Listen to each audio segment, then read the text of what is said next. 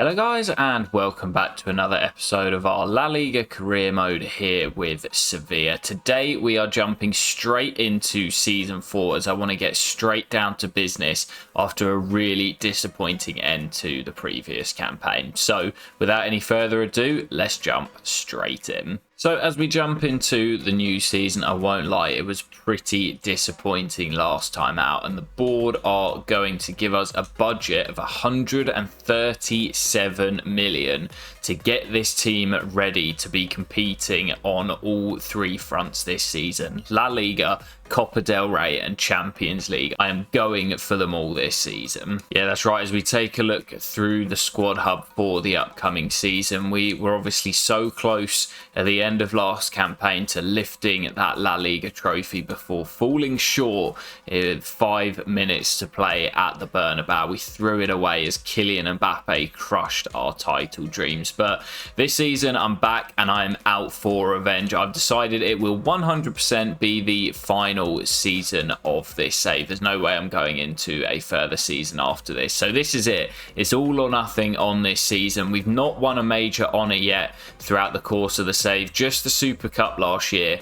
And this is the season where we have to win at least one major honour, be it Champions League, La Liga, or even a Copa del Rey. So this is how the squad is looking for the upcoming season, and we'll take a look at the team management as well, where you'll see most of the squad will remain the same. We'll have a few Deadwood players leaving the club on permanent transfers and a few players heading out on loan as well. But for the most part, I'm keeping the band together. And there's going to be very little messing about in this transfer window, as I'm going to be looking to do my business nice and early. And as I say, there's not going to be too many players leaving the club. Only 2 permanent transfers, and that will be the goalkeeper Alvaro, who's never really been able to get a place in the team, and Diego Hormigo, who is now third choice left back. We've also got 4 youngsters on the loan list, and the 2 youth academy lads Da Costa and Clucci have both signed new deals before they will head out on loan. Obviously, with it being the last season of the save, I could have just released them or kept them at the club, but I want to stick to the realism. We'll send them out on loan as we would do if we were continuing on the save, and of course we don't want them as part of our 25-man squad for this season, so they will be heading out on loan. So let's dive straight into the transfers, try and get these guys out the door as soon as we can, and then we can look to bring in our 2 main targets. Well, just a quick update, guys. We have managed to clear the 4 loan players out of the club. All of them are heading out on 2-year deals. So Clucci is staying in Spain to join RCD Espanyol. Manu Bueno has gone to the Premier League to play for Leeds United. Stanis Adumbo heading to Germany to join Freiburg. And Luciano Da Costa also staying in Spain to join up with Rayo Vallecano on a 2-year deal. So all 4 of those guys out the door, just the 2 permanent sales of Alvaro and Hormigo to go. And there go those 2 permanent sales, as well as Alvaro joins Borussia Mönchengladbach as he also heads to Germany. Decent fee for him of £10 million, and Diego Hormigo heading to Besiktas in Turkey for just 3.5 million, but just glad to get him off the books as he would have been our 3rd choice left back. So that brings our budget up to £147 million. So loads of money to work with in the transfer budget, and I said I wasn't messing around. I'm going after my first signing. And guys, I said I wasn't messing about, and I was not kidding. The man that I am going after is the Spaniard Pablo Gavi, currently at Barcelona, who of course were the champions of Spain last season. But looking at their midfield, they have got insane quality in midfield. They've got Caicedo, Fermin Lopez, Bruno Guimaraes, Dani Olmo, Pedro, Papsar, Pablo Torre, just a whole host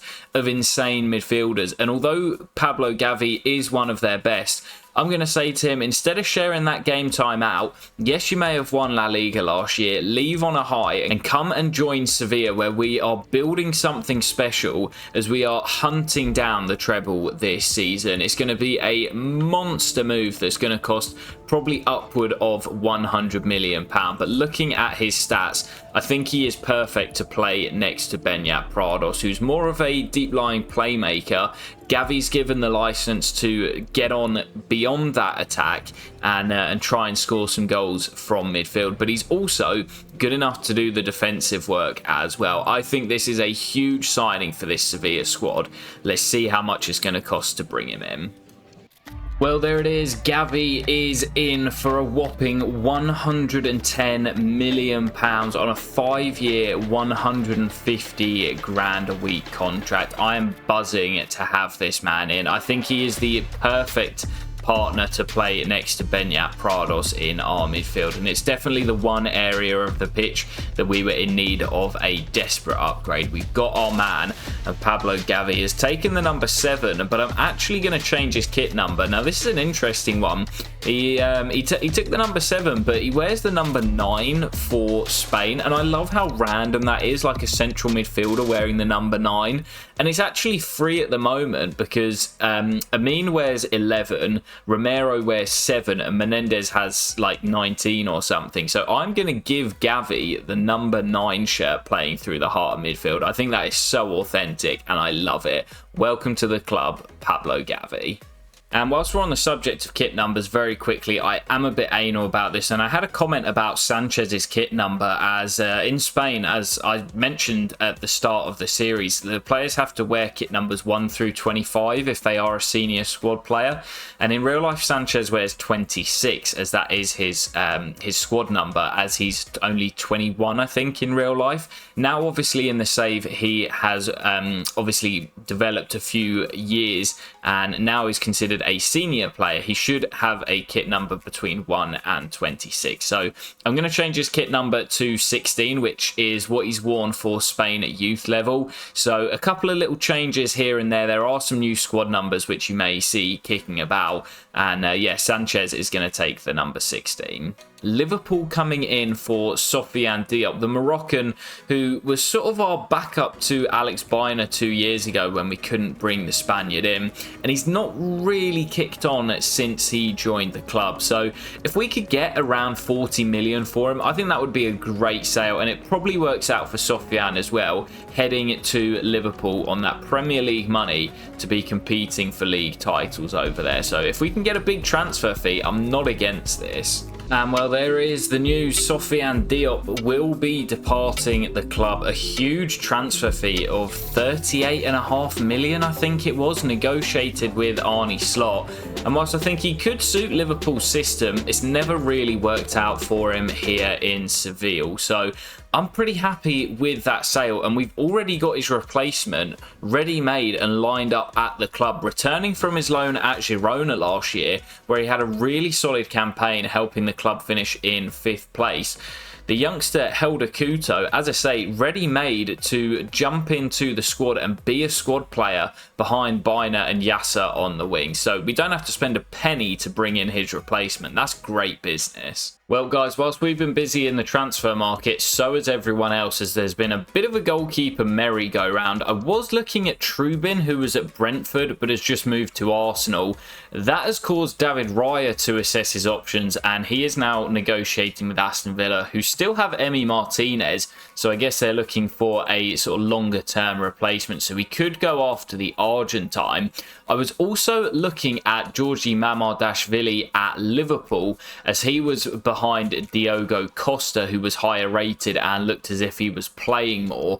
But Diogo Costa has just left to join Borussia Dortmund, which makes me think that maybe Gregor Kobel is looking for a new challenge elsewhere. The Swiss goalkeeper who's been at Dortmund for countless years now, maybe he's looking for a new challenge. We're in the hunt for a new number 1, and I think Gregor Kobel could be that man. With the door opening with Diogo Costa's transfer to Dortmund, I'm going to go after the Swiss shot stopper and look to bring him in as my new number 1. So there we have it. Gregor Kobel is in. We just about had enough money to get this across the line with Borussia Dortmund after paying a transfer fee of £65 million. He signs on a 4-year, 150 grand a week deal. And he, like Pablo Gavi, is a real step up in our starting 11. It takes us hopefully to that next level. And we've got some winning mentality in this squad now as well. I'm really happy with those two signings, and that is probably going to do it for our summer transfer window. I've also given Kepa a new 1-year extension, as he will remain at the club and he'll play the role of backup like Nyland did last year, playing in the Cups and probably the Champions League as well. But with just 5 days left to go until our season opener, I think we're just going to dive straight into the action, and we're taking on our bogey team in the first game of the season. Girona coming to take us on at the Ramon Sanchez Pizjuan, and they were a big reason why we lost the league last year. Maybe not directly, but I think 2 of our 5 losses came against Girona, as they were the only team to do the double over us last campaign. We want to make sure we kick off this season with a victory to really stamp our authority and put down a marker of intent. But this is probably the worst fixture we could have had against our bogey team. Need to get a win here. Vamos Sevilla. Yeah, we've got the new signings both starting today, as Gregor Kobel in between the sticks has been past fit enough to play, and Pablo Gavi in midfield also given the nod, as Yasser is denied against his former team. That would have been a great start to the new season, but the new Palace man, Benitez, with the stop. We've also got Beñat Prados, and oh, what a chance for Sanchez at the back post. Beñat Prados and that man Sanchez back in the team after injuries at the back end of last year, and we should probably be leading already in these opening 15-20 minutes. Yeah, I think it was match day 3 of last season that we lost to Girona. We'd started off pretty well. It was either match days 3 or 4, and we had a 100% record until we faced them. And I'm pretty confident that they did complete the double over us last campaign. So, yeah, this is a big task for us today. And so far, they've done a really good job of just holding us up. I'm not sure if it's a psychological thing or what, but we just cannot get the better of these guys. As Gregor Kobel forced into his first save of the game, Salas with the block, and Kobel will gather the loose ball well. As we head into the break, both sides have had a decent chance, but we still remain deadlocked at 0-0. Aroz, can he get there? Aroz! Oh, he couldn't force it over the line as Benitez gathers the loose ball. Great pressing by the Spaniard, but I think that is going to do it. And once again, it is these boys, Girona.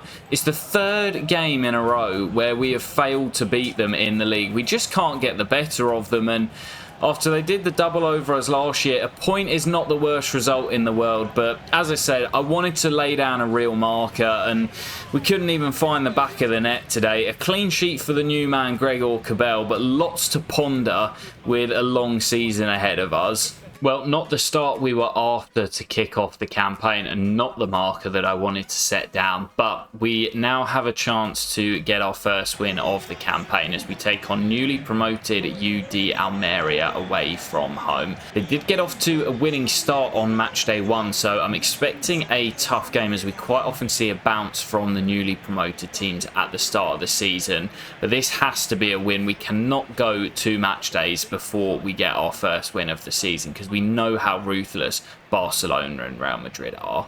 Vamos Sevilla. Well, we can't afford any slip-ups here, and we've got to make sure we get the job done today, especially against a newly promoted team. Anything but a win is just not acceptable. As Biner finds Amin, there's Prados. Oh, it's off the woodwork as he goes so close, and PK pinches it back. PK across the box to Amin, and we do have our first goal of the season, and so does Amin Gouiri. 42, I think it was, last season, and he's off the mark in the new campaign. Yasser forward to PK. No real surprises, it was he and Amin linking up for the first goal, as those two did so often last season. As Biner this time picks out Amin. Can he get his second? Yes, he can. And he is underway for the season. 2 goals in a matter of moments. And Amin Gouiri has us looking at our first 3 points of the season. Yeah, not really too sure what I meant by that. I think I got my words a little bit muddled up. What I meant to say was he's got us heading towards our first 3 points of the season, as Benyat gets the 3rd, and he is so vital to this team, man. When he went down at the end of last season, we really struggled. Back in the lineup and back amongst the goals today as the points are in the bag. Well, there is the full-time whistle, and it's a pretty comfortable win for Sevilla in the end. A 3-0 scoreline, all of the goals coming in the first half, and Amin Gouiri off the mark with his first 2. So I think what we'll do is we'll jump straight into our next game. I'm not sure how long the video is going to be at this point, but we'll jump into our next game, taking on Atletico Madrid, who are 2 wins from 2 to kick off the campaign. Had a pretty poor season last year and looking to be in a title race. So a big early season clash. We'll see how we get on. We'll maybe do one more and I'll assess come the end of this game. Vamos, Sevilla. Alvarez, danger here, looks to go all the way round. Julian Alvarez always scores against me, and it's the first goal we've conceded in the league this campaign. Gregor Cabell beaten, and it's no surprise it's the Argentine. Well, still trailing by 1 early in the second half here, and there's a brilliant goal from Alvarez. The turn of pace just completely got him away from Mario Gila as Yasser is denied. Brilliant run by the Colombian, but denied by Jan Oblak. And yeah, Atleti have played really, really well in that opening half, and it's the first time really that we've got in on goal and forced Oblak into the game as Gavi finds Sanchez, and Gavi again, now Piqué. There's Amin Gouiri, who's so lethal in those areas. He's not really had a sniff today. First chance he gets, and he fires us back on level terms. Well, into the final 10 minutes here. Gavi's picked up a bit of a knock after a heavy challenge, and I'm worried that's going to be more than just a 5-day bruise, and I'm thinking more a 3-month broken toe. As Piqué, oh, what a save by Jan Oblak, and that might just have been the final chance to win it. It looks as if it's going to finish as a draw, as both teams will have to settle for a point. Well, in that case, I think I'm going to play one more because I want to end the episode off on a victory. And as we travel to take on CD Leganes, we will look to make it at least 2 wins and 2 draws from our opening 4 games in the league before closing out the episode with deadline day. Vamos, Sevilla. Well, it's not exactly been the electrifying start to the season that I was hoping for. Just 5 points from a possible 9 on the board. And deadlocked at 0-0 here at the break, as we've not really got going yet. That's nicely worked though, and Pedrosa in behind. Pedrosa couldn't pull the trigger.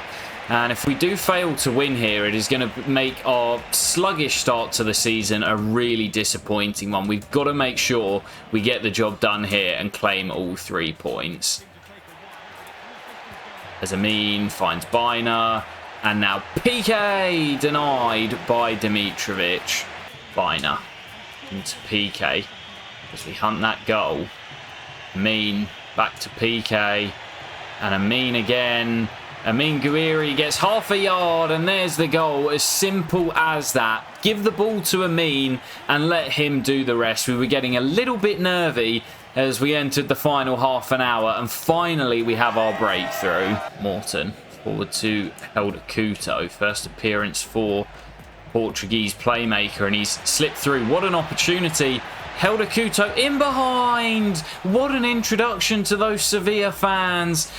And Helder Couto off the bench already has the same number of goals that Sofiane Diop managed last year. A great piece of business selling the Moroccan and trusting the youth academy graduate. Well, it's all over here, and Helder Couto's goal will wrap up the 3 points for Sevilla. What an introduction from the youngster.